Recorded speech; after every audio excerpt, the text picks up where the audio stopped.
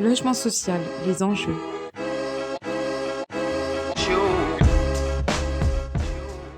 Bonjour à tous. Qui dit marché du recrutement en tension dit concurrence accrue entre les entreprises.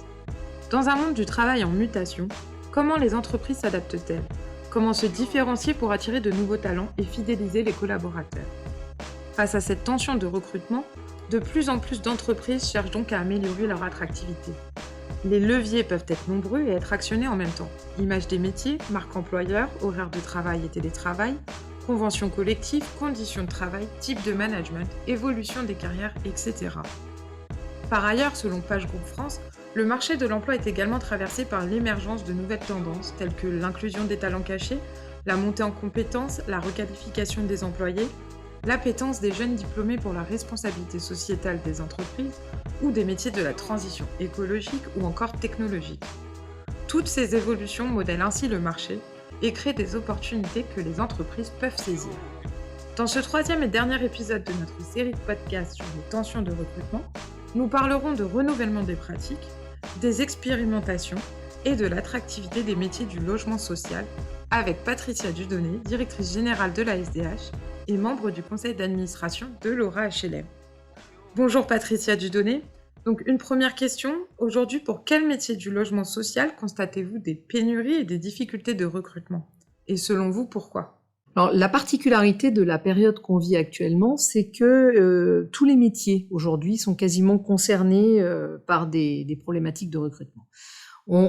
Si on devait vraiment choisir, je ne sais pas, mais en tout cas faire un focus, on a vraiment des sujets sur les métiers transverses. Ça, c'est vraiment une vraie difficulté pour nous. Je pense qu'on a une image dans notre secteur d'activité qui est compliqué à véhiculer, et puis les intitulés de postes qui rendent pas facilement les métiers identifiables. On va prendre des termes qui sont des termes un peu experts, un peu professionnels, et qui parlent pas au grand public, donc on tourne un peu en rond en termes de recrutement. Donc aujourd'hui, on essaie de mener un travail, on pense qu'il y a une nécessité à vulgariser tous les postes pour les rendre accessibles. En gros, en n'ayant pas peur de rallonger un peu un intitulé, mais pour le rendre plus parlant pour le grand public qui ne connaît pas. Puis il y a souvent ce que trimballe, on va dire, l'image du HLM. C'est-à-dire qu'on est souvent assimilé ou associé à la fonction publique. Mais sans mépris du tout, ça veut dire qu'il y a des gens qui n'ont pas cette sensibilité-là ou qui ne sont pas fonctionnaires. Déjà, des gens nous disent, par exemple, j'ai pas postulé, je croyais que c'était des postes réservés à des fonctionnaires. Donc on a vraiment cette assimilation-là sur laquelle on doit beaucoup travailler pour dépoussiérer notre image, donner vraiment avoir une image d'entreprise, je pense, parce que c'est ce qu'on est pour la plupart d'entre nous. Et puis actuellement, dans les milieux, dans notre milieu, on a la concurrence quand même des agences immobilières et des métiers de l'immobilier d'une façon générale. Alors bien sûr, il y a la question des rémunérations. Souvent, on offre autre chose que le même niveau de rémunération que dans les métiers de l'immobilier. On offre une qualité de vie, souvent on est plus attentif à nos collaborateurs, on donne beaucoup de sens à nos métiers, mais si les gens s'arrêtent à la dernière ligne de l'offre et qu'ils voient la fourchette de rémunération, on est peut-être moins attractif. Et puis, comme on souffre actuellement de ces difficultés de recrutement, on a beaucoup de problématiques de remplacement, on est en recrutement permanent. Donc je pense qu'en termes d'image, ça renvoie pas quelque chose de toujours très positif. Les gens vont passer beaucoup d'annonces, c'est pas toujours, contrairement à ce qu'on pense, quelque chose qui peut être de positif. Moi, je vais vous donner l'exemple de la SDH. L'année dernière, en 2022, on a recruté 35 CDI, donc c'était ou des créations ou des remplacements suite à départ. Mais entre-temps, on a aussi recruté 35 CDD sur l'année pour des remplacements de courte durée, des remplacements suite à maladie, en surcroît. Et donc, je crois que ça brouille un peu aussi l'image. Donc ça, c'est l'ensemble de nos difficultés liées au recrutement, je crois, aujourd'hui. Et donc justement, face à ces tensions de recrutement, comment le logement social parvient-il à renouveler les pratiques de recrutement et à s'adapter aux mutations du marché de l'emploi ? Alors, j'aurais bien aimé vous parler d'une expérimentation qu'on a menée. Avant, je vais vous dire peut-être en chapeau un certain nombre de généralités. D'abord, on va y revenir après, il y a la marque employeur. Nous, on ne savait pas faire avant, on est le monde HLM. Aujourd'hui, on a du travail à faire là-dessus. Et puis, il faut qu'on adapte nos pratiques RH aux évolutions du marché. Comment appréhender le télétravail.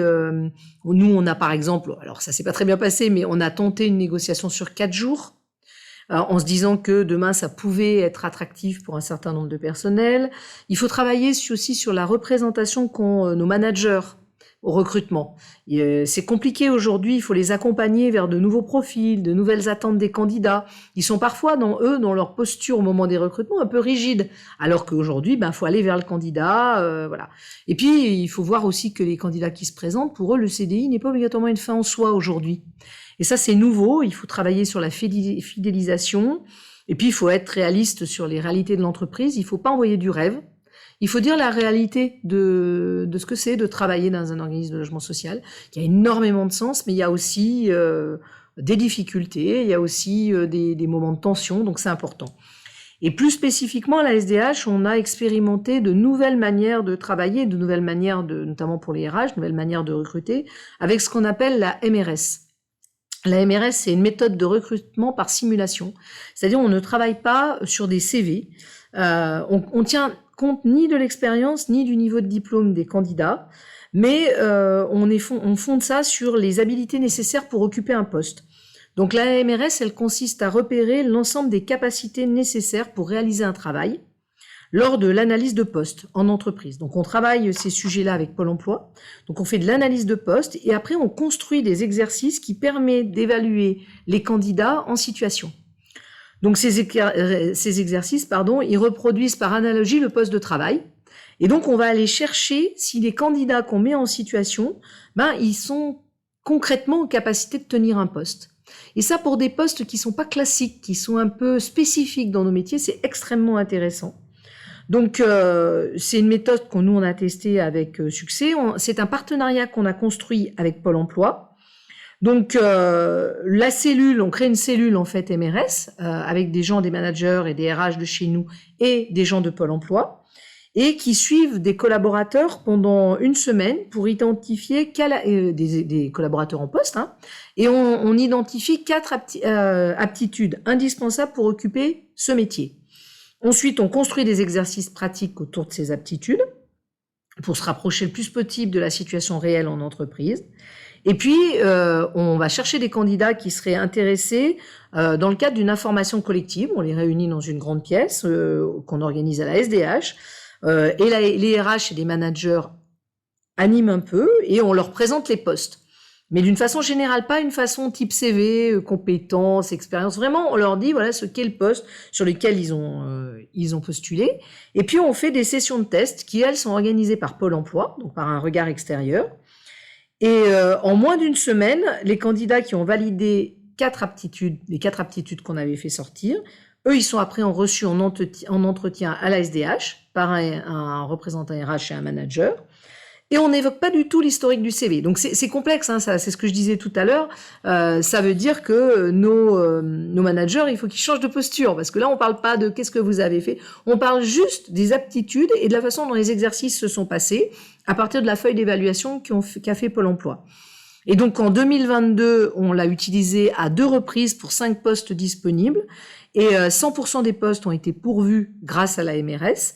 Et certains candidats qu'on n'a pas retenus sur les postes qu'on avait ouverts, on a pu, grâce à la MRS, à travers les aptitudes qu'ils avaient montrées dans les exercices, les orienter sur des postes à pourvoir dans d'autres services. C'est-à-dire, ils collaient pas, mais l'aptitude, la façon dont ils s'étaient comportés en situation nous a permis de les réorienter. On a pu les recruter. Et donc, c'est vraiment d'excellents résultats pour nous. Aujourd'hui, ces gens sont toujours en poste. Et donc, on va renouveler notre initiative MRS en 2023. Le principal intérêt, c'est que, par exemple, sur des postes de territoire, ce qu'on appelle, nous, les postes en territoire, chargés de secteur, alors là, c'est pareil, on n'a pas de référentiel commun, chez chaque OLS, chaque organisme, on parle différemment, mais nous, on a, par exemple, des postes de chargés de secteur. Quand vous ouvrez un poste de chargé de secteur, vous envoyez une communication, ça parle à pas beaucoup de gens. Tandis que quand vous faites un exercice comme ça, vous mettez des gens.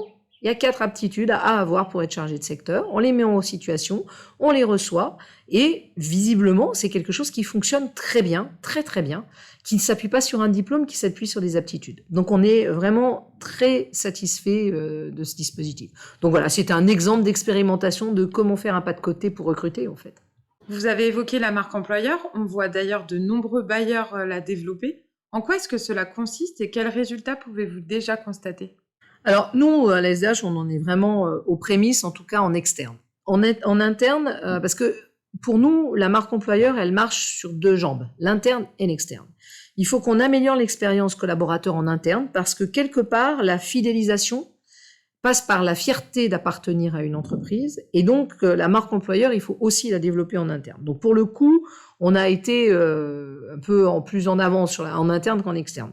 Puis il y a une deuxième raison, c'est que nos collaborateurs sont les meilleurs ambassadeurs pour faire connaître le logement social en général et notre entreprise en externe.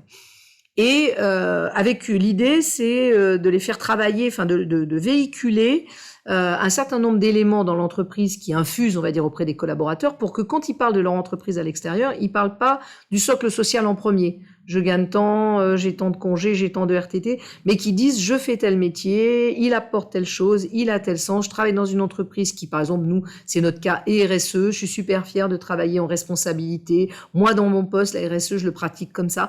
C'est histoire de donner vraiment envie. Après, il y a toute la période d'intégration qui permet, si la personne, on dit toujours que là, on fait jamais 2 fois une première impression, et ben ça marche dans l'autre sens. C'est-à-dire, on en parle aux candidats, on leur dit, faut faire une première impression, une bonne première impression. Mais nous aussi, l'entreprise, quand on reçoit des gens, il faut qu'on fasse bonne impression. Donc, la question de l'intégration, de l'arrivée et de l'intégration est un moment fondamental pour fidéliser les gens. Après, sur l'externe, la marque employeur, c'est comment on véhicule en externe aussi l'image de l'entreprise. Alors principalement, c'est comment on met en avant notre entreprise, comment on fait des actions de communication. Alors après, comment on met en avant, par exemple, tous les dispositifs qu'on peut construire pour la rendre attractive. C'est un peu comme le greenwashing, ça ne faut pas faire semblant. Il faut mettre d'abord des dispositifs, puis après, il faut les mettre en valeur à l'externe. Et donc, comment aussi, quand on reçoit des candidats, on valorise notre entreprise. Là encore, peut-être pas par la porte d'entrée des avantages sociaux, même si on va en parler à un moment donné, mais plus par la porte d'entrée du sens, du collectif, de la cohésion qu'il y a dans l'entreprise, de la cohérence de ce qu'on recherche. Et donc, de pousser des candidats à vouloir intégrer pour de bonnes raisons notre entreprise. Donc, pour le coup, très modestement, aujourd'hui, la marque employeur en externe, on en est vraiment aux prémices. On a commencé en 2022 à travailler essentiellement vers les travailleurs, soit qui ont un handicap, soit qui ont un problème d'inclusion. On travaille vraiment sur les questions d'inclusion dans l'entreprise. Donc, on a participé au salon Talent H+, sur le handicap. On travaille aussi sur les sorties de structures mentales, de problématiques de maladies mentales, des structures autres d'inclusion un peu plus développées. Et sur 2023-2024, pour l'ensemble des postes, on va créer des vidéos de présentation de l'entreprise, de ses métiers. On veut organiser des journées de communication pour faire connaître la SDH de type porte ouverte, où les collaborateurs parleraient de leur métier. Et puis, il faut aussi qu'on sorte pour aller chez nos partenaires emploi, Pôle emploi, les missions locales, les maisons de l'emploi, et puis bien sûr les écoles, parce que dans les écoles, on a ce vrai sujet, ce que je disais tout à l'heure, c'est il faut qu'on dépoussière notre image, et aller dans les écoles avec des RH, mais aussi avec des gens qui font les métiers dans l'entreprise, pour qu'ils en parlent, parce que moi je me rends compte que nos collaborateurs, ils parlent souvent avec beaucoup de passion de ce qu'ils font. C'est-à-dire que le métier du logement social est un métier impliquant. Et donc, plutôt qu'une annonce, une affiche ou une RH qui parle du métier de quelqu'un d'autre, faire parler nos collaborateurs, et notamment si on a bien travaillé notre marque employeur en interne, je pense que c'est une des clés de la réussite dans un contexte, je le rappelle, qui est vraiment difficile en ce moment. Merci Patricia Dudonné pour ce partage d'expérimentation très enrichissante qui participe sans nul doute à dépoussiérer l'image du monde HLM. J'en profite pour rappeler que l'Aura HLM donne rendez-vous aux bailleurs sociaux de notre région le 20 juin 2023 pour pousser les réflexions sur le renforcement de l'attractivité du logement social en matière de recrutement. Vous pouvez retrouver l'ensemble des podcasts Logement Social, les enjeux sur notre chaîne YouTube Aura HLM.